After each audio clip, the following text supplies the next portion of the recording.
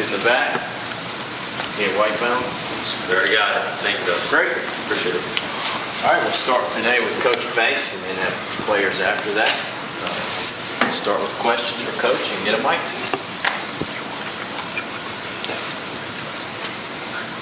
Start with Wes and then go to Adam. Tim, I guess after weeks and weeks of playing SEC games, you never really know exactly how your team's going to handle, a game like South Alabama so late in the schedule. It looked like the focus was pretty good on defense last week. Did you agree with that? Did you like the way the guys came out and played? Yeah, I was definitely proud of their approach. You talk a lot about, one game mentality, one snap mentality, and, sometimes it becomes just lip service, But I really thought our kids bought into it. They understand that, in this day and age, anybody can be beat. Everybody has good players, so to have an opportunity to play in Neyland, one last time in the evening, or at night, we really wanted to put on our best, give ourselves the best opportunity to be successful. And, those guys did it with their preparation and obviously how well they played on Saturday night. Adam, and then Rick in the back. Got a recruiting question. Obviously, when you're looking at high school kids, you're trying to project size and speed and how they grow into the frame and all that. What about when you're looking at portal guys or junior college guys? How different is the evaluation in looking at those guys? No, I would say it's still the same. Obviously, when they're in high school, you're projecting. Depending on what year he is, what his current university, if it's year 2, year 3 for him, there are certain expectations in terms of size and weight at that point. So, we obviously have, a particular size, metric that we use. And if they fit it, obviously that's great because you can kind of see them doing it. Obviously when they're in high school, you got to project, will they get big enough? And then will they be able to handle the size difference to be able to still play with speed and pace? So, obviously a guy that's already done it at the size that you want is obviously super attractive, but so is obviously developing a young kid. So, it's kind of either or, to be quite honest with you. Rick in the back. Thank you. Coach, Saturday, of course, senior day. What have those seniors meant on your unit, number one? And could you speak to the one play in particular Theo Jackson made, where he's being locked up by one defender, and then the guy caught the ball and he was immediately on him? That was a nice play in the ball game. Yeah, these seniors have been tremendous. Obviously we're a new staff coming in. These guys have done everything we've asked them to do. They've really honestly been a pleasure to work with. We really wish we could get those guys back. It's always special, senior night or senior day. As we tell those guys, football is unique. You're not playing no pickup tackle football. For some of these guys, this will be the last time they play. Obviously if they're blessed and fortunate enough, they'll, play some more years. But, you only get one senior night, in college, and this thing goes by fast. So, we're going to enjoy it, and, we're going to do everything we can to send those guys out a winner. As it relates to Theo and the play he made, it's just Theo being Theo. He's worked really hard all year, and, he's obviously had a tremendous season for us. But, he showed a lot of grit, a lot of determination, obviously, be able to strain and get off the block. One guy's blocking him and still being able to make that tackle. So I wish I could tell you I was surprised, but that's what he does in practice all the time as well. So he'll be missed as well. Ben and Brent. Tim, on deep balls, what technique do you teach your corners to play? I mean, do you want them to turn their head, or do you want them to kind of watch the receiver and try to rake it out of there? And is there a significant difference between the two?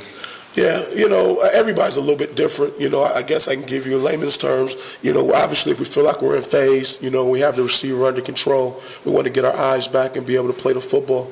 If we feel like we're losing control and we're trailing, then at that point you obviously want to play the hands and try to deflect the ball at that point. But, we talk a lot about having tools within your toolbox because every play is different. Sometimes you're in phase and you're in what we consider an alpha position. Sometimes you're not. But ultimately, if we're in an alpha position, we want to be able to get our eyes back, and we want to be able to challenge the receiver and make a play on the football.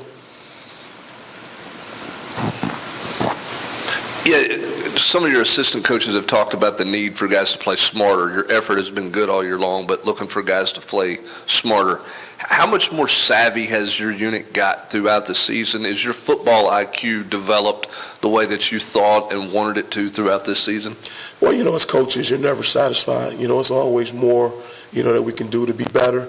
But I think if you're just comparing where we started and where we're at, it's like 10,000 miles ahead of, where we were in the spring and obviously even the fall. So am I happy? No. But I understand that these kids have worked extremely hard to put themselves in a position to be the best versions of themselves. And I know it's not lack of effort. I don't think it's a lack of detail in terms of their studying. I just think the more you do it, the better they'll become. And they've done that, but we still obviously got work to be done. Patrick, then Eric. Coach, you kind of talked about Theo a little bit, talking about that play, saying that was Theo being Theo. Coming into the season, he didn't really have a lot of tackles for loss, pass breakups. He has a bunch of those this year. Well, what's allowed him to sort of blossom as a playmaker? And is it just the positions he's in that start spot, or is it something he's done to kind of increase those numbers for himself? Yeah, honestly, I didn't study these guys last year. I made a conscious effort to, just evaluate them based on what we saw, during practice and our daily meetings. And, all I can tell you, we did the best we could to put him in the positions that we felt would give him a chance to be successful. And all he's done is answer the bell, So he may have a better answer for you, if his preparation was different, if his mindset was different. But, the Theo that we inherited was a guy that was very much attention to detail, who was very much invested in his teammates and making sure he's bringing it each and every day. And that's why, to me, that's why you saw him play at the level that he's played at all season. I know you got a lot of players that kind of fall into this category, but from a leadership perspective, a buy-in perspective, maybe the offseason and as well as this fall, what's Alontae Taylor kind of meant for your group? Oh, Tay's been great. Tay will probably be like the president of the United States at some point. He's just that type of guy. He's very sharp. He's very charismatic. Once again, no different than all the singers. I felt like there was, tremendous amount of buy-in. They were just hungry, to obviously have some success. And, Tay was right at the front, beating the drum. And, if we work hard, Coach, do you think we have a chance to be successful? And, once you tell them that, the rest was up to those guys. And they worked their tails off. And like I said, Tay was a big part of that in terms of being up front and, really preaching our gospel. Vince and Rick. Tim, after Alontae Taylor, can you talk about the development of some of those other corners, Warren, and then some of those other guys that maybe don't get as much playing time? Yeah, Warren's coming along. Obviously, it's plays that, he knows he could play better. But I think ultimately, he's had a solid season. I feel like his best football is probably still ahead of him, as he continues to get stronger. But, from a skill set perspective, he's quick, he can run, he's long. We don't play a lot of guys, at this point, where we are. We think that, obviously in the future, you like to be able to create some more depth there. Obviously losing Alontae will be something that, could obviously, impact, some decisions we make in terms of recruiting. But that's an area, to be quite honest with you, we want to continue to build some depth and continue to develop some more guys. Coach, Thanksgiving's coming up on Thursday. What are you thankful for this holiday season? Yeah, that's a tremendous question. I'm thankful just, with my family, obviously, first and foremost. I get an opportunity to see those guys, this weekend. And then my football family, my players. These players have been awesome. Our football staff. We spend more time, with our players and with the staff than we do with our actual families. So, I tell young coaches this all the time. I'm at a point in my career, I just want to be with good people. Life is short. Your football career is even shorter. So I want to spend it with people I genuinely enjoy coming to work with. I can honestly say, from Coach Hype to the defensive staff, to our players, it's been tremendous. Even with the highs and obviously with the lows, it's just been a great opportunity to be here, and I'm very thankful for it. Patrick and Vince. Coach, another senior who's really played really well for you guys is Matthew Butler on your defensive line. What are you seeing from him in his play, and kind of what has he meant to that position group and to your defense as a whole? Yeah, Matt's been everything. I talked about Alontae being very vocal.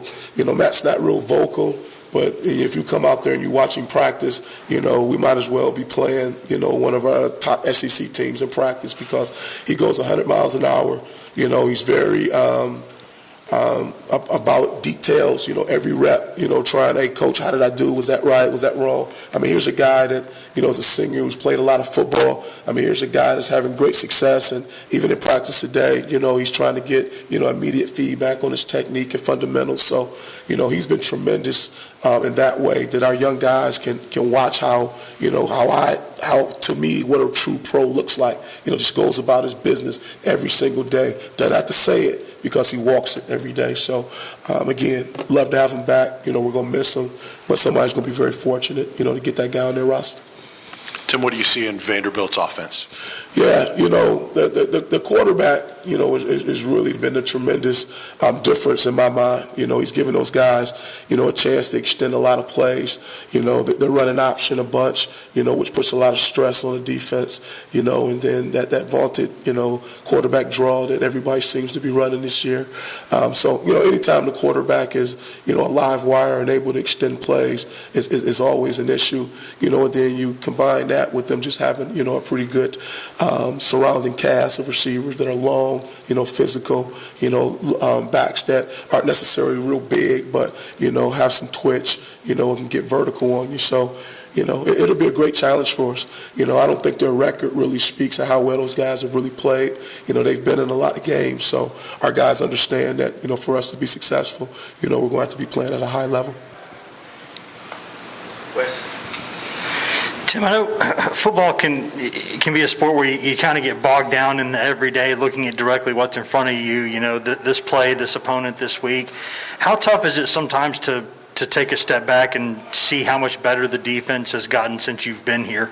Because you're always probably thinking about what's in front of you, but it seems like compared to what it could have looked like in the spring, it's significantly better than that. Yeah. Honestly, you don't. At least I don't. I have no idea, where we're ranked or any of that stuff, or, we kind of live and die with, next game, next play. Obviously once the season is over, we'll have a deep dive and, obviously, celebrate some of the victories and obviously figure out how we can be better in some of the defeats, but at this point, it's really just a next game mentality, next play mentality. And hopefully when this thing is all said and done, it'll be more things to be proud of than not.